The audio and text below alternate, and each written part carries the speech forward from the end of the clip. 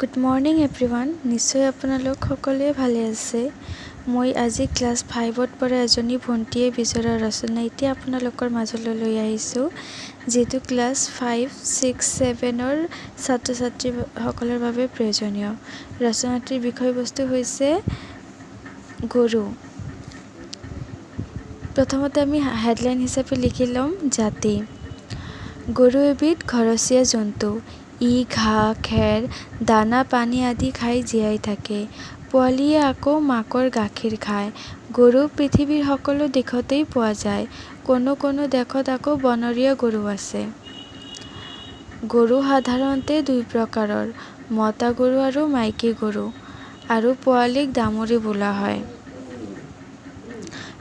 আকৃতি। আমাৰ দেশৰ গৰুবোৰ সাধাৰণতে সৰু আকৃতিৰ হয়। ইহঁত 7-8 মুঠি ওখ হয়। গৰুত দুখন কাণ, নাকত 2টা বিন্ধা আৰু মূৰত 2টা শিং থাকে। ইয়াৰ মুখ সৰু আৰু দীঘল আকৃতিৰ হয়। ইয়াৰ উপৰি ডিঙি দীঘল আকৃতিৰ হয়। গৰুৰ এডাল দীঘল নেজ থাকে। গৰুৰ 4খন ঠেং আছে আৰু গোটেই গা চুটি ঘন নোমেৰে ভৰপূৰ। প্ৰকৃতি। গৰু বৰ শান্ত প্ৰাণী। ই সহজে পোহ মানে। শিঙৰ সহায়ত ই নিজক ৰক্ষা কৰে আৰু নেজৰ সহায়ত মহ, মাখি আদিক খেদে। বৰণ।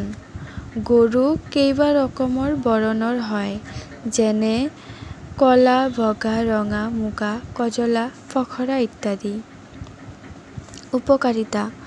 গৰু আমাৰ আটাইতকৈ উপকাৰী জন্তু। গাই গৰুৰ পৰা আমি পুষ্টিকৰ গাখীৰ পাওঁ। গাখীৰৰ পৰা আকৌ দৈ, মাখন, ঘিউ, ছানা আদি তৈয়াৰ কৰা হয়। বলদ গৰুৰে হাল টনোৱা হয়। ইয়াৰ উপৰি গৰুৰ গোবৰেৰে সাৰ তৈয়াৰ কৰা হয়। হিন্দুসকলে গৰুক দেৱতা জ্ঞান কৰি পূজা কৰে। গৰুৱে যিহেতু আমাক বহুতো উপকাৰ কৰে, গতিকে আমি সকলোৱে গৰুলৈ ভাল যত্ন ল'ব লাগে। ধন্যবাদ। ইয়াতে আমি আমাৰ ৰচনাখন সামৰণি মাৰিলোঁ। যদি আপোনালোকৰ ৰচনাটোৰ পৰা কিবা উপকাৰ হয়, যদি ৰচনাটি আপোনালোকৰ ভাল লাগে, তেন্তে লাইক, শ্বেয়াৰ কৰি দিব আৰু চেনেলটো ছাবস্ক্ৰাইব কৰি দিব।